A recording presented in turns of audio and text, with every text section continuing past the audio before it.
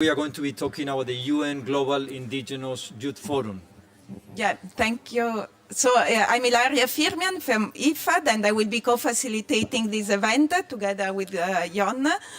As already mentioned, the event will really focus on the outcomes of the Global Indigenous Youth Forum, and in particular on the importance of these outcomes vis-à-vis the climate agenda, the role that Indigenous youth play on climate resilience.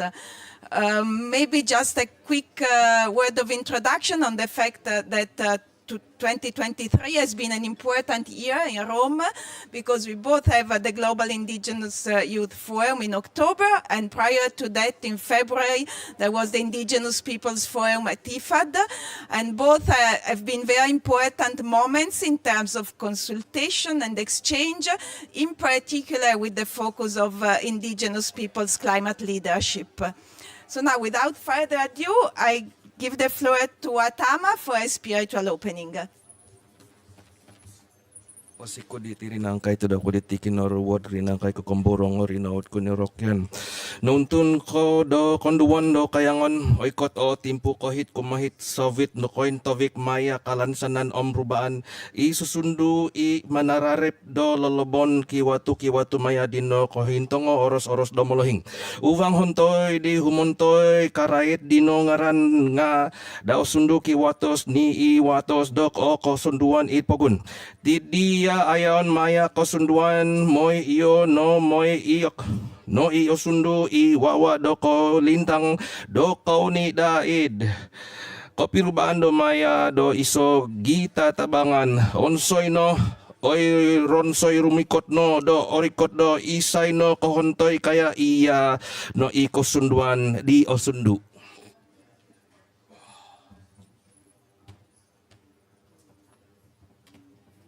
Thank you very much, Tama. Now we'll have a few high-level speakers who are going to set a bit the stage and talk about some insights on the significance of the Global Indigenous Youth Forum and its connection also to this COP28. So Dario, you have the floor.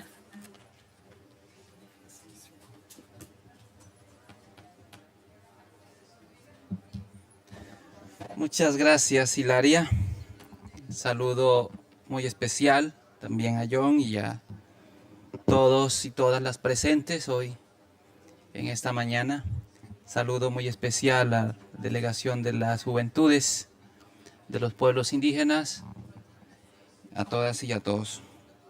En primer lugar, yo quiero reconocer los esfuerzos que han venido realizando las agencias de las Naciones Unidas que están presentes en Roma por incluir la perspectiva de la juventud indígena en sus procesos. Somos conscientes que este tema es muy importante para todos, para todas. Para el foro permanente en particular, ha sido uno de los temas en los cuales se ha insistido con recomendaciones a las agencias, y las agencias que lo han estado incorporando en su trabajo reconocemos y seguimos insistiendo en que mejoren sus trabajos. Muestra de ello, de la importancia para el foro permanente, aquí hay varios miembros del foro permanente a quienes saludo de manera fraterna. Las juventudes de los pueblos indígenas no son un sujeto separado de sus propios pueblos, y tampoco los momentos organizativos o las formas organizativas que asumen los jóvenes indígenas en las distintas agencias tampoco están separadas de las dinámicas de las luchas de los derechos por los pueblos indígenas de manera integral. Entonces, como ya lo hemos visto en la actividad que los jóvenes hicieron en Roma, yo les vuelvo a repetir lo mismo que hemos dicho en aquel momento. El resto de las sociedades, en la mayoría de las otras colectividades, la juventud se ve de manera separada y muchas veces buscando un distanciamiento de sus mayores, de sus ancianos, de sus antecesores. En los pueblos indígenas es justamente al contrario. La juventud cada vez más debe estrechar su relación con sus ancestros inmediatos y lejanos. Cada vez más debe fortalecer los procesos de unificación de sus distintas formas organizativas. Nosotros hemos venido reclamando de las Naciones Unidas una perspectiva integral de los derechos de los pueblos indígenas. Se tienen agendas de cambio climático, agendas ambientales, agendas alimentarias, agendas de salud, agendas educativas, como si fueran independientes las unas de las otras. El escenario donde suceden las cosas es en los territorios indígenas. Allí se viven los problemas de salud, allí se están padeciendo en este momento las situaciones de migración, allí es donde se está perdiendo la identidad, allí es donde se está sintiendo el efecto del cambio climático de distinta manera. Y a esa realidad deben también responder los jóvenes, y a eso están llamados, de manera que los pueblos indígenas con estos procesos de la juventud están asegurando el relevo de sus liderazgos. Y desde ya los jóvenes deben estar asegurando que el futuro de sus procesos organizativos es el futuro de los procesos organizativos de los pueblos indígenas. Yo les invito a que articulen cada vez más. No debe haber caucus de jóvenes para un tema, caucus de jóvenes para otros temas, sino que cada logro de un grupo de jóvenes debe ser celebrado, debe ser apropiado por el resto de las juventudes y sobre todo los jóvenes que llegan a este escenario tan importante deben esforzarse muchísimo para que su conocimiento sea transmitido al resto de los jóvenes que están en sus comunidades, que están en sus pueblos, porque son ellos a quienes nos debemos todos. Eso serían mis palabras breves en esta mañana. Felicitarles, por supuesto, por todo el esfuerzo que están haciendo, por todo el trabajo. El Foro Permanente ha venido discutiendo de manera secuencial. Este año discutió el cambio climático desde una perspectiva integral de la salud del planeta, la salud territorial y humana, pero hemos visto que el discurso sobre las contribuciones de los pueblos indígenas está nublando el discurso o la matriz discursiva, mejor, de los derechos de los pueblos indígenas. Por eso, para la próxima sesión del Foro Permanente, hemos acordado que el tema principal sea el derecho a la libre determinación de los pueblos indígenas. En las discusiones globales, también en las discusiones nacionales, pero hemos querido exaltar las voces de las juventudes indígenas y entonces ese es el nombre completo. Derecho a la libre determinación en el contexto de la Declaración de las Naciones Unidas sobre Derechos de los Pueblos Indígenas, exaltando las voces de las juventudes indígenas. Por eso yo animo a que se sigan fortaleciendo, que se sigan hermanando para que puedan llevar sus voces de manera colectiva, pero también de manera contundente en sus mensajes, tanto a los estados como a las agencias de la ONU, pero también a las instancias que tenemos el trabajo de representarles en la interlocución en las Naciones Unidas y en este caso el Foro Permanente. Estamos muy ansiosos de escuchar sus voces en la próxima sesión y les deseamos los mejores éxitos. Muy amables. Thank you very much, Dario, always for your inspiring words and for having positioned the role of the youth also vis-à-vis the permanent framework. Now I give the floor to Jon, who is going to also set a bit the context of the global forum that happened. Thank you, Ilaria. I will be very brief because I think you want to listen to the indigenous youth representatives. I want to thank Dario and the Permanent Forum for not only supporting this side event, but also to support, very importantly, the follow-up and the organization to the UN Global Indigenous Youth Forum. Now, you might wonder why FAO is organizing the UN Global Indigenous Youth Forum. It all started in 2016 when indigenous youth at the Permanent Forum in New York read and studied about self-inflicted harm and suicide among indigenous youth. I was particularly moved by this report, so I approached the Global Indigenous Youth Caucus representatives, and I found out that many of the issues that were affecting indigenous youth were related to territory, were related to health, were related to food, were related to traditional knowledge, to climate change. So many of the areas of work on the mandate of FAO. We started working with indigenous youth straight away, and in 2017, we have the first meeting of the Global Indigenous Youth Caucus that met in Rome with senior management of FAO, and in a way, we work together, a way of collaboration that will put indigenous youth in different debates related to food. And many of the people that were in that the first meeting in Rome in 2017, where they met with the Director General, they met with the senior management, are here today. So it's been a long way. As a result of this collaboration, the UN Permanent Forum and UNDESA recommended FAO to organize and host a dedicated UN forum for indigenous youth.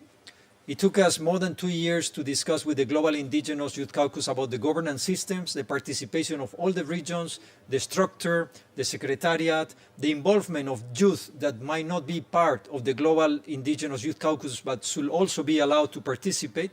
And as a result of that, we had the first session of the Global Indigenous Youth Forum in 2021. You will remember it was a pandemic year, so we couldn't do it in person. More than 136 indigenous youth from all over the world participated.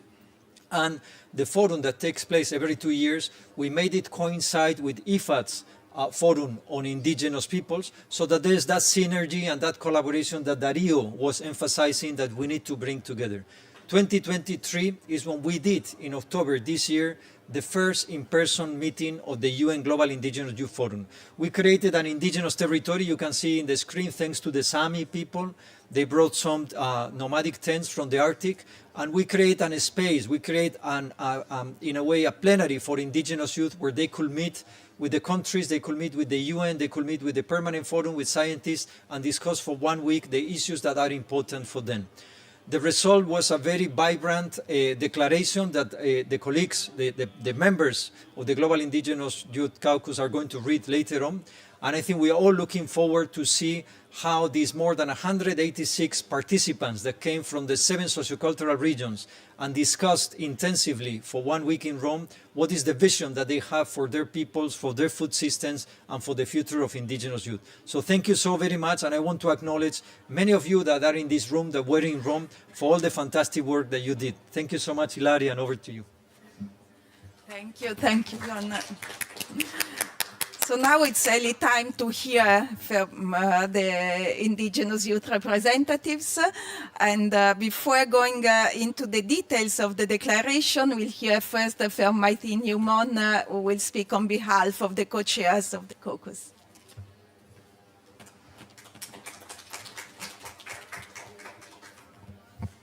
Thank you, Ila. Thank you, Jan. Thank you, everyone.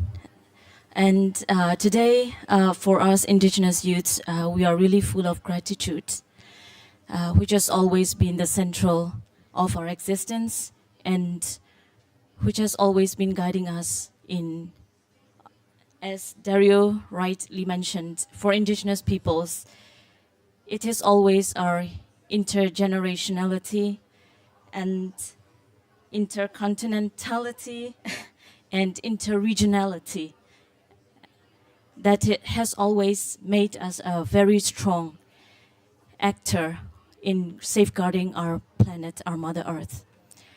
So as indigenous youths, we have been trying for decades to organize ourselves together, and then so that we can work together as a body, and so that we make ourselves heard of the challenges that we have, the things that we have to give to the world, and things we can contribute into this world, into safeguarding our Mother Earth, and in building this world a better place.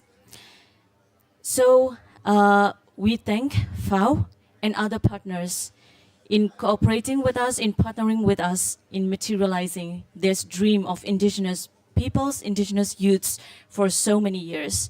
And today, we are here people, indigenous youth representatives from different regions. But we also remember and we also recognize the contribution and the strength, the guidance that was given by global indigenous youth caucus leaders for so many years, and also who paved the way for this to materialize. So when indigenous youths, we had this 5 days long forum, we were able to come up with a number of issues affecting indigenous youths, and also where we want to see the world in working together with us, and what we want the world to hear from us. There are more than 13 pages, so we won't be able to read it here because it might take us until your dinner time to discuss that in detail. But let me briefly present the main thematic issues that indigenous youths raised. And so this also outcome that you will also hear from my colleagues, brothers and sisters from other regions, that this is representing not only the delegates who participated in person in Rome, but also those who applied, representing more than 500 indigenous youths from different parts of the world. So these discussions and the themes and the issues that we're sharing and our perspectives and the wisdom come from many indigenous youths from different parts of the world. So we would really like, as Dario also mentioned, the first thing is that we are the generation. So we are elders of tomorrow, and therefore legal, regulatory, and policy approaches are needed to safeguard our traditional food and knowledge systems. Preserving our traditional knowledge and ways of living is essential to ensure that we continue to be custodians of future generation. For indigenous peoples, it is very important to note that all our ways of living always based looking at the 7 generations. So it is always the center.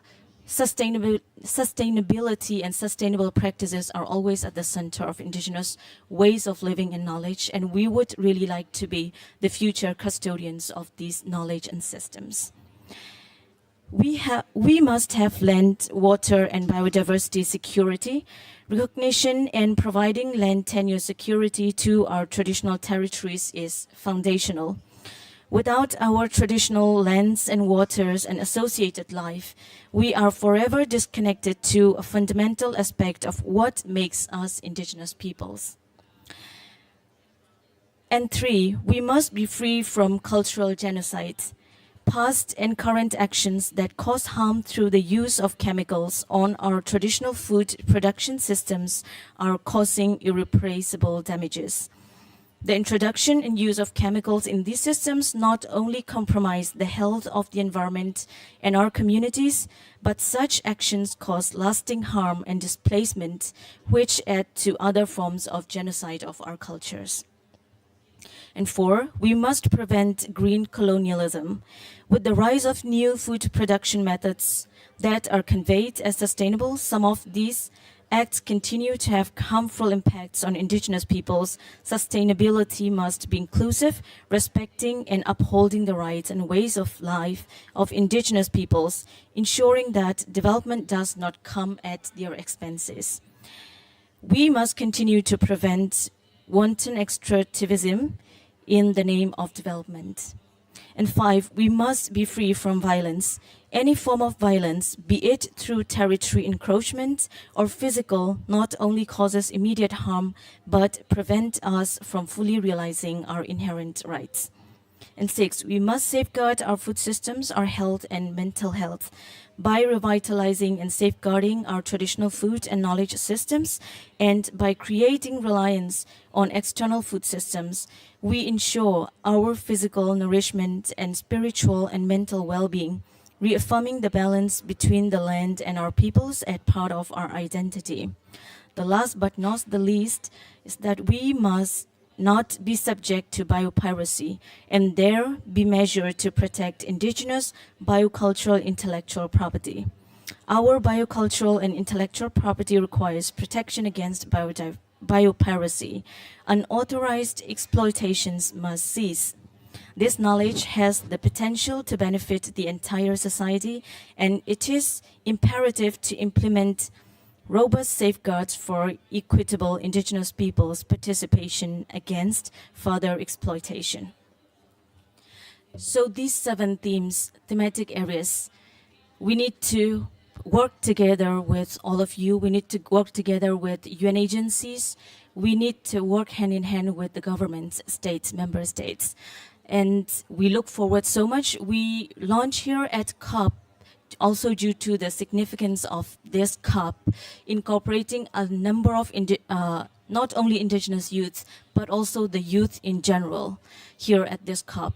So we also, as indigenous youths, which are also a part of the global youth, we would really like to be, and we have always been, a very meaningful actor, and we would like to contribute and participate from now on with a more added force from ourselves. So you will also hear from regional perspectives from our brothers and sisters, and we would also like to invite the Permanent Forum of the Indigenous Peoples issues also to incorporate our voices into the next upcoming session. So thank you so much for your kind attention.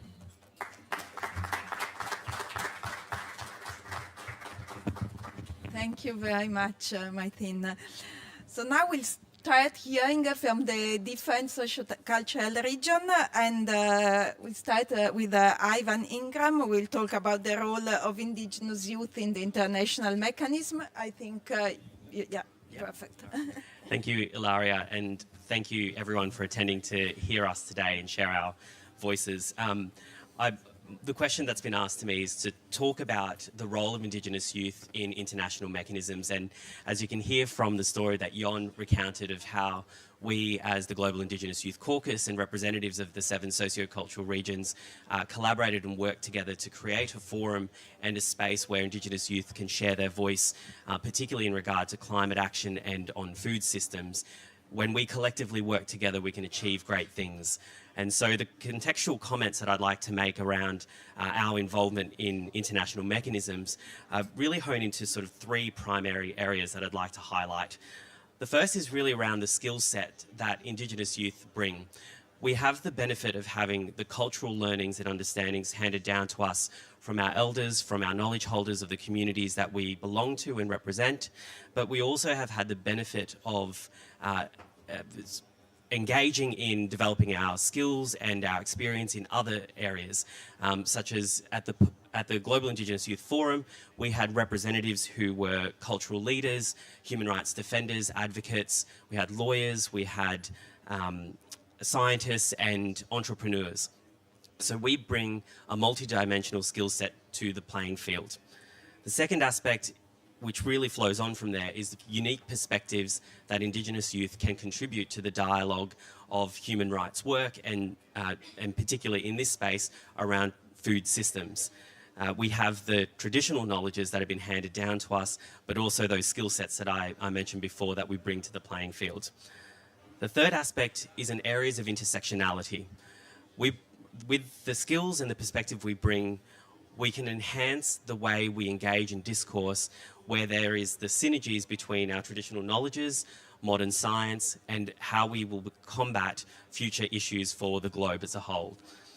So against that sort of context, I'll leave it there for now, but we really are the beneficiaries of the hard work and toil of our elders, our leaders who have paved the way for us to have a voice to share in these kinds of forums.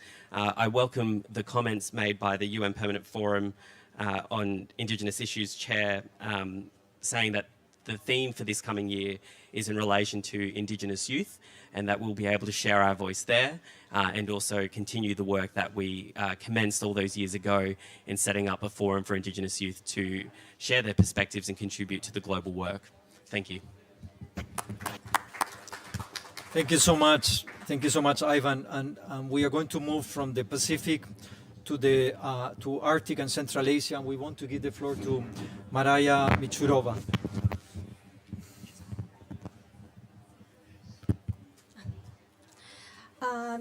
Тірфєльбі Тимонко, але ж віллі я вирпень. Всем добрый день, братья и сестры. Меня зовут Мария, я из восточных земель Сапми, что находится в России.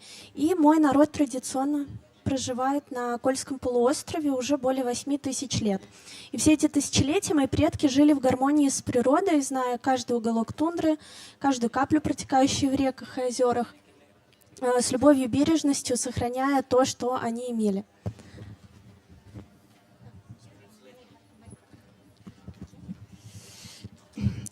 Good afternoon, everyone, brothers and sisters. My name is Maria. I'm Sami from the eastern lands of Sami, which is located in Russia. My people have traditionally lived on the Kola Peninsula for more than 8,000 years. And thank you. And all this time, my ancestors lived in harmony with nature, knowing every corner of the tundra, every drop flowing in rivers and lakes with love and care, preserving what they had. Однако последние десятилетия мы стали свидетелями быстрого климатического изменения, которое серьезно влияет на нашу жизнь, культуру и традиции. И мы хотим сохранить знания, обычаи, религию и язык своих предков. Но тема эта достаточно обширная, и я бы обратила внимание на традиционное питание, к которому доступ с каждым годом становится все труднее. И из-за усиления экологического кризиса наши территории подвергаются разрушительному воздействию, и люди, живущие близко к природе, наиболее уязвимы в этой неравной борьбе. However, in recent decades, we have witnessed rapid climate change, which is seriously affecting our lives, culture, and traditions. We want to preserve the knowledge, customs, religions, and language of our ancestors. But this topic is quite broad, and I would like to draw attention to traditional way of eating, nutrition, which is becoming more and more difficult to access every year. Due to the increasing environmental crisis, our territories are exposed to destructive effects, and people living close to nature are the most vulnerable. И важно отметить, что для нас традиционное питание является центральным элементом культуры и идентичности. Это не только средство питания, но и способ передачи знаний, традиций и ценностей. И традиционные продукты питания, такие как рыба, оленина, ягоды и травы, обеспечивают нас необходимыми питательными веществами, адаптированы к условиям на определенной территории. It is important to know that for us, traditional food is a central element of culture and identity. It is not only a mean of a way of eating, but also a way of transforming and transmitting knowledge, traditions, and values.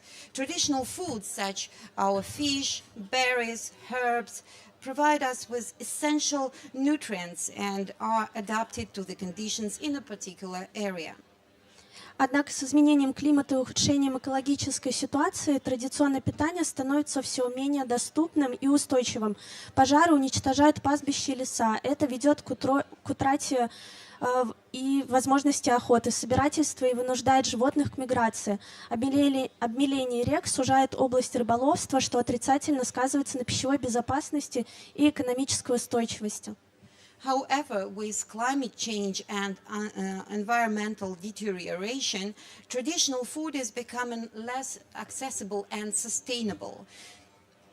Fires destroys our forests, our lands, leading to the loss of hunting and gathering opportunities, and also forcing our animals to migrate. The shallowing of rivers reduces the range of fisheries, which has a negative impact on food security and economic sustainability. Мы молодое поколение, но мы уже понимаем, что мы хранители наших знаний и старейшины завтрашнего дня.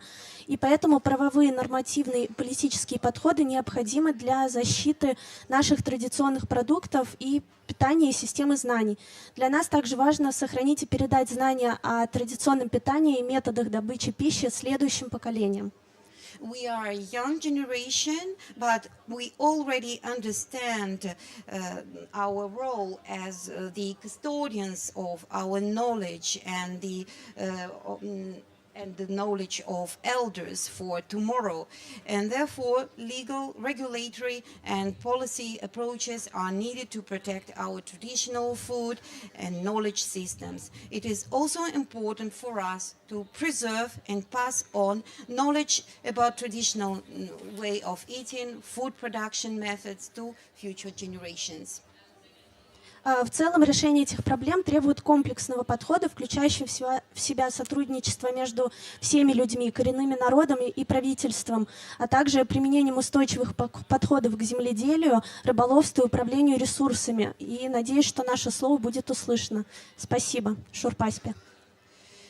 Addressing these challenges requires a holistic approach that includes collaboration among all people, indigenous peoples and government, as well as sustainable approaches to farming, fishing and resource management. I hope that our voice will be heard. Thank you. Thank you so much, Maria, and thank you so much to the interpreter. Thank you so much for your support. We're going to pass the floor to Sarah Hanson to the North America region. Thank you, Sarah. Thank you, Jan. And the question I was given was similar to my two fellow members here.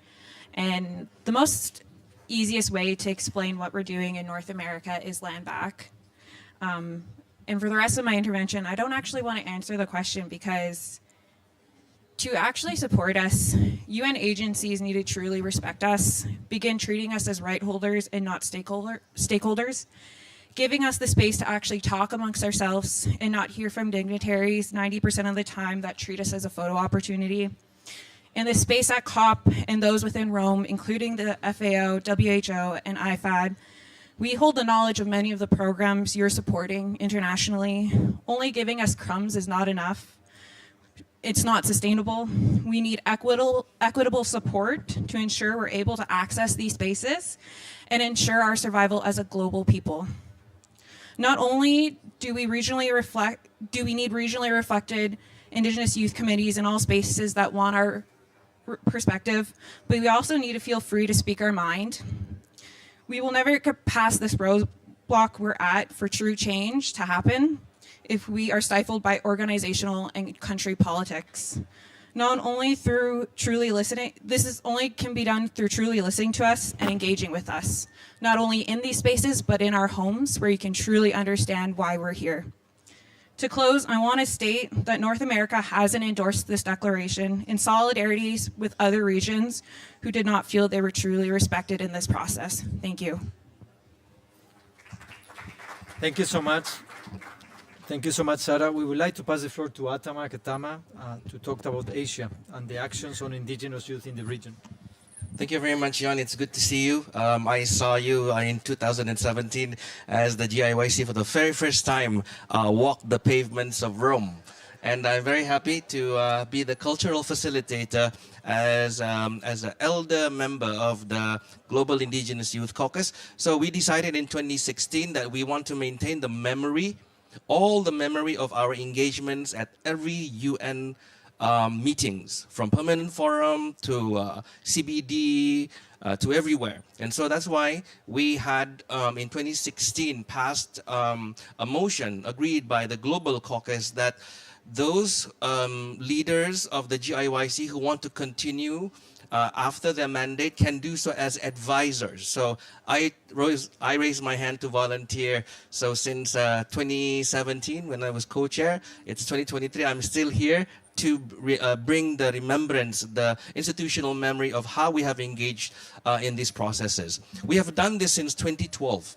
By 2016, the UN asked us, how important is the voices of indigenous youth? And we responded by the indigenous peoples of the world as a population and data, highest data of self-harm and suicide. So what can the UN do right now? So let's have that conversation right now. And it did. So the same thing is happening here at COP28. The conversation is alive. but we as a global group of a caucus, we have different perspectives. You've heard from previous speakers that there are very glaring concerns that they have. Just like in my region in Asia, we see that traditional wisdom, ancestral knowledges is part of the food system. But how are we going to impress upon the UN agencies? And again, thank you very much, Ifad, for inviting our perspectives on how indigenous youth can become modernly adaptive to food technologies according to the lines of agribusinesses of today. But it's totally going to be different for us because we have a different knowledge pantheon that we carry on from our generations. So to partner with us, number one, what we want is true engagements, free, prior, and informed consent, respecting our vision and our rights and what we have as peoples. If we, I want to lastly say, if we are the ones that can continue to speak to Mother Earth and hear her, and in today's age, advised by Mother Earth how to plant the new generation of crops, I think we are the best friends that the UN, the states, and everybody in COP really needs. So that's why we are here, and we are going to be here for a very long time. And we are led by a very, very good group of indigenous young leaders of the world. Thank you very much. Thank you so much, Atama. We are going to pass the microphone to Gabriel. Gabriel, please, for the Latin American region. Thank you so much.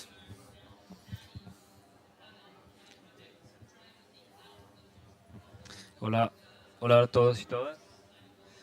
Bueno, compartirles algunas reflexiones desde la juventud indígena, sobre todo desde Latinoamérica. Nos han propuesto una pregunta respecto a cómo los jóvenes, cómo las juventudes indígenas se organizan ante los diferentes contextos para proteger las semillas, para proteger la biodiversidad y para proteger el agua. Primero partir que nuestra región de América Latina se caracteriza por tener un ambiente de desigualdad, ¿cierto? Un ambiente en donde los pueblos indígenas han sido los más afectados por esa desigualdad, por el racismo, el acceso a la tierra, digamos, el territorio. En esa medida es cómo se organizan los jóvenes, ¿no? Creo que es algo que nuestros abuelos cuando fueron jóvenes lo hicieron para recuperar su territorio, para recuperar parte de su conocimiento, parte de su cultura y así poderlo transmitir a las siguientes generaciones y poderlo transmitir a nosotros, ¿no? ¿Cómo se han organizado los jóvenes o cómo han venido organizándose? A través de la conservación de sus figuras tradicionales o figuras propias de institucionalidad. También han replicado sus formas organizativas, los diferentes colectivos juveniles, pero también han configurado redes de trabajo, ¿no? como jóvenes, y eso es fundamental. Un gran ejemplo es la red de jóvenes indígenas de América Latina y el Caribe. Y todos estos colectivos, estas redes han aportado fundamentalmente desde la innovación, que eso es característico en las juventudes, el uso de los medios tecnológicos para proteger su territorio, para poder supervisar, para poder hacer un seguimiento a todo lo que refiere a sus derechos, a la defensa y promoción de sus derechos, ¿no? Pero no solo desde una perspectiva política, sino también desde una perspectiva cultural, desde una perspectiva artística, cómo se transmiten los conocimientos, cómo se protege nuestras lenguas ancestrales, porque eso es fundamental para la transmisión de los sistemas de conocimiento que nuestros abuelos nos enseñan en nuestro diario vivir. Entonces, digamos que no solamente se refiere a un trabajo intergeneracional, sino también se refiere a un trabajo intrageneracional. Es decir, cómo nuestra generación de jóvenes, de juventudes, también nos conversamos para podernos organizar, ¿no? Y ahí también un llamado para los jóvenes, para el caucus también, cómo va a ser nuestro plan para seguir protegiendo el agua, para poder seguir protegiendo las semillas, para poder seguir protegiendo la biodiversidad de cara al enfrentar la triple crisis planetaria dentro de nuestros pueblos indígenas. En Roma sucedió algo interesante que reunió a juventudes indígenas de las 7 regiones socioculturales. Latinoamérica expresó a través de un manifiesto su posición y que posteriormente creo que hay un trabajo pendiente de poder articular ese llamado que se hace desde Latinoamérica para poder construir una declaración global. Muchas gracias. Thank you so much, Gabriel. Thank you. We are waiting for a colleague from Africa that is arriving. I also acknowledge that Jack has arrived from the Pacific, and I know that Majo also is in the room and would like also to make a couple of interventions from the floor. But I want to pass the floor to Jessica Vega to tell us about the indigenous youth as agents of change through my Food Vision campaign. Jessica, gracias por estar con nosotros. Gracias por la palabra también. Y bueno, continuando un poco, conectando todas las ideas que hoy se traen en este día, compartirles que la campaña Mi Visión Alimentaria junto al foro se ha construido y nace a partir de un proceso de espíritu de colectividad, de participación de las 7 regiones socioculturales. Es importante mencionar que este proceso generacional ha tenido a bien buscar desde una mirada y una perspectiva colectiva, construir un proceso que permita y dé oportunidad a las juventudes indígenas de aplicar no solamente sus voces, sino también de construir en el sentido de crear consensos y bases que continúen construyendo un plan justamente buscando una visión a futuro, no solo de estas juventudes que tienen este contexto, sino de las próximas generaciones. En este sentido, construir una declaración va a permitir no solamente las bases para estas juventudes, sino la participación plena y efectiva de las futuras generaciones. La promoción y la llamada a la acción de la visión alimentaria es construir aplicar también el sentimiento hacia el tema que están viviendo los contextos en las comunidades, en los pueblos indígenas y en el territorio, desde las problemáticas de la crisis climática, social y política que enfrentan nuestras naciones. En este sentido, el foro permanente es un espacio que permitirá incluso lograr socializar una declaración construida a partir de estas voces, no solamente presenciales que estuvieron en el foro en Roma, sino también de las voces colectivas que no pudieron estar, como en estos espacios internacionales como COP28 o la próxima CBD, en donde muchos jóvenes van a tener la oportunidad de participar. Sin embargo, dentro de las comunidades y los pueblos y los territorios están las voces de las juventudes que enfrentan día a día estas problemáticas y que también buscan ser escuchadas. El llamado a la acción de esta declaración es construir un plan que logre permitir recursos financieros, recursos humanos y un proceso colectivo que permita no solamente tener un espacio de voz, sino también un espacio de acción que cambie las realidades.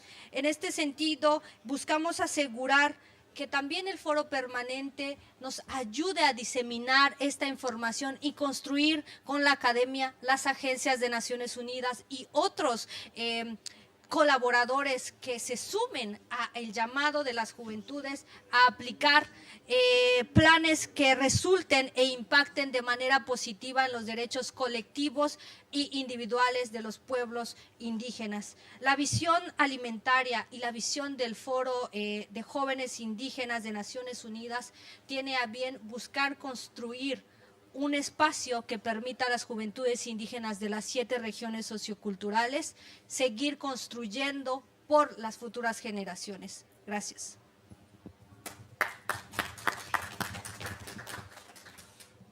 We have still a couple of minutes, so I would like to thank all the panelists. We are waiting for a colleague from Africa, Judy, who is she's entering the premises. But I want to invite some of the colleagues that are in the audience, Jose, Maitin, Majo, Jack. If anybody wants to add anything, now is the time. We have a microphone. I don't know if any of you would like to add anything, or anybody else from the audience. If you want to raise your hand, Vital, please. We can pass the microphone. Thank you so much.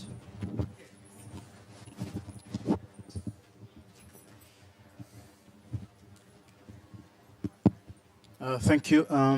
Good morning or good afternoon, everybody. Je vais parler en français. Je vous invite à prendre vos écouteurs et surtout remercier les panélistes de nous avoir édifiés sur les activités qu'ils ont menées à Rome et surtout leur volonté de travailler avec nous dans l'avenir en tant que jeune génération qui ont dans leurs mains notre futur, parce que nous, en tant que vieux autochtones, nous sommes en train de quitter la scène internationale, pourquoi pas le monde, mais nous sommes contents que les jeunes générations ont dans leurs mains, ont dans leurs esprits, et l'avenir est surtout l'avenir de nos cultures, l'avenir de nos systèmes alimentaires, l'avenir de préserver l'environnement et surtout prévenir le monde entier des impacts de changement climatique. Nous avons salué ce que notre collègue Dalio de l'instance permanente, ce qu'il a dit, c'est que nous, en tant que membre de l'instance permanente, je ne me suis pas présenté, je suis Vital Bambaz, je suis de l'Afrique du Burundi. Et je suis aussi membre de l'instance permanente des Nations Unies sur les questions autochtones. Et nous voudrions encore une fois enfoncer le clou pour dire qu'au niveau de l'instance permanente des Nations Unies sur les questions autochtones, nous allons continuer à collaborer avec la FAO, surtout leur remercier de l'ouverture qu'ils ont faite pour une bonne collaboration avec les jeunes. Et vous avez vu que Hatma, en tant que jeune, peut faire des cérémonies religieuses. On était habitué à voir que ce sont les vieux qui le font, mais maintenant, ce sont les jeunes qui le font. Et nous sommes confiants que nos cultures, nos traditions ne vont pas se perdre parce que nous les transmettons de génération en génération. En tant qu'Afrique, je voulais un peu mettre en accent sur le système alimentaire. C'est ce que peut-être, je suis sûr que Judy allait dire. Nous, le système alimentaire des peuples autochtones n'est pas seulement manger pour satisfaire la satisfaction humaine, mais c'est aussi la culture. Nous avons différentes communautés, les chasseurs-cueilleurs, les pasteurs, les pastoralistes, les autres qui vivent dans le désert et les forestiers. Tout ce que nous devons faire concorde avec la vie et ce que nous mangeons concerne non seulement la médecine traditionnelle, mais ce que nous devons savoir sur l'avenir de notre planète. En chassant, nous chassons que nous devons préserver la nature. La nature nous préserve des impacts de changement climatique.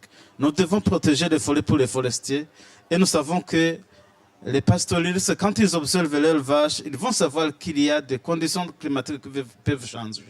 Donc, sans tarder, je voudrais dire que nous sommes contents du FIDA, de l'AIFAO, et nous allons continuer à collaborer et nous aimerions que ce forum soit rapatrié dans nos pays respectifs et peut-être avoir des forums régionaux pour qu'on puisse transmettre ce qui a été fait au niveau international, au niveau de nos régions et au niveau de nos pays. Encore une fois, merci et nous allons continuer la bonne collaboration et merci encore une fois, Passiva.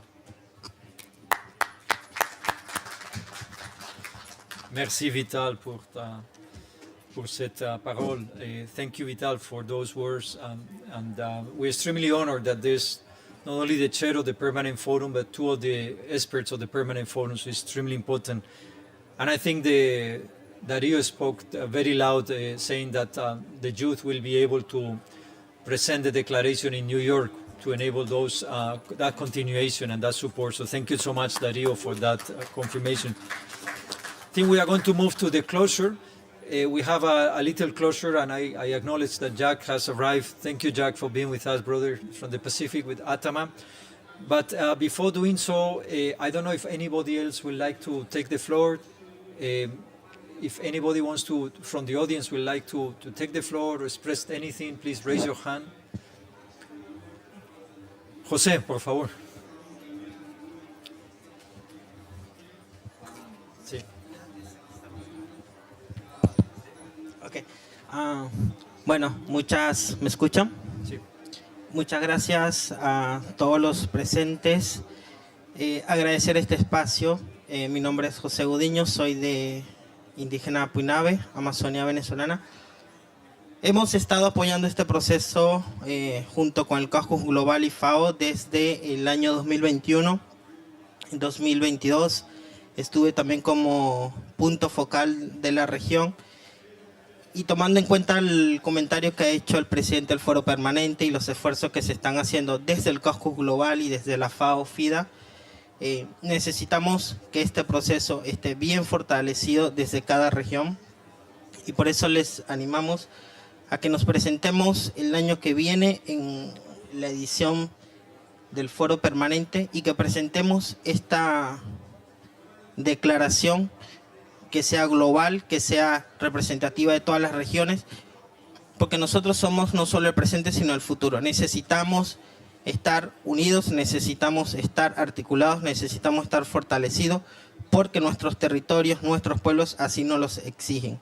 Estamos frente a una triple crisis planetaria que se va a agudizar mucho más, y lo que hagamos hoy dependerán las futuras generaciones. Muchas gracias, John.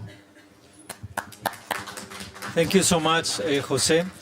We are going to close, and of course, there has been a lot of work for many years. This is not a gathering of 7 regions in Rome in October. There has been preparatory work since 2016. We've been discussing since 2016. And of course, the processes are long. Even the UN Declaration on the Rights of Indigenous Peoples, you will remember that there were 4 countries that didn't endorse it. So it takes time. Processes take time, and to align different people, different energies. But we are convinced that we need to maintain the dialogue. We need to maintain the process. And the new challenge now is in New York to share with a global vision the voices of the youth to continue these processes that will align all the energies. I want to call Jack to the stage together with Brother Atama, and then we are going to do the closure. And then we'll follow with a group photo, and we'll give the stage to the next side event. Thank you so much. Let us give a big round to all the panelists, and thank you so much for being here.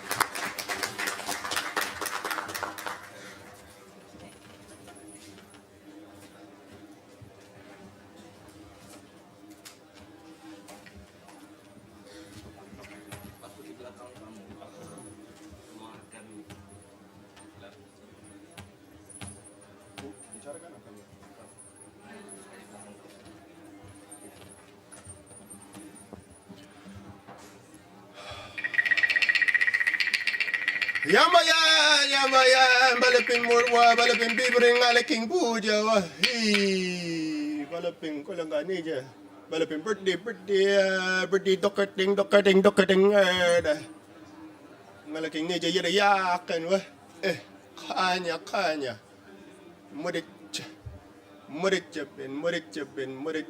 murichapin. As we're gathered here today as the young people, as representatives of all the lands that we come from, there's a lot of joy in this photo.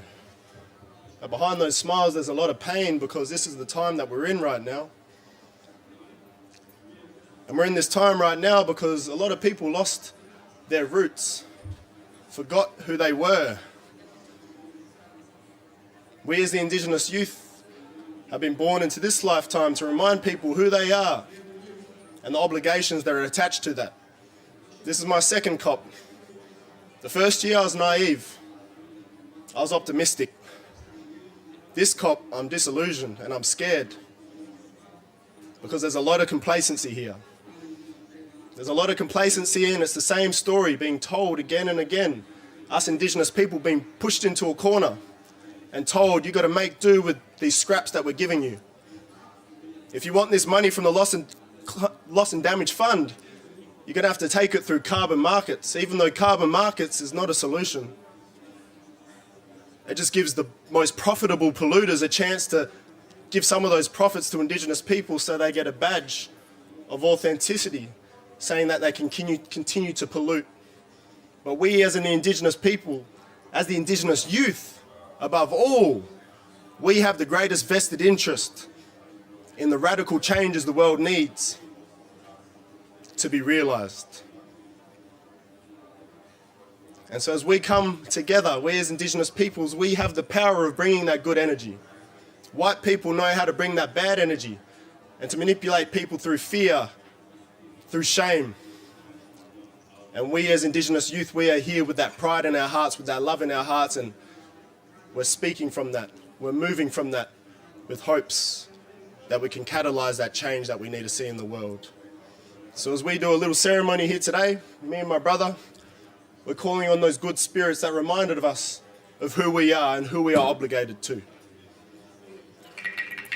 Yamaya bandere kamalanda mongala de manka mamunka.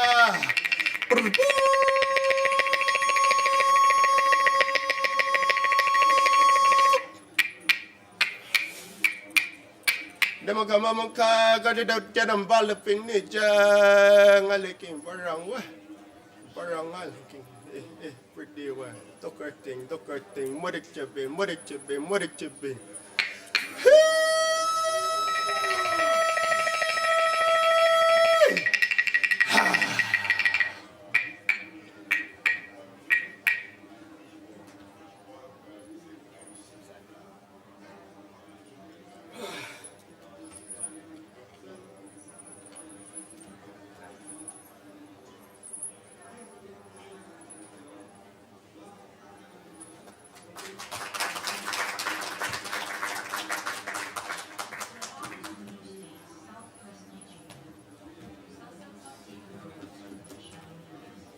Let's take a group photo.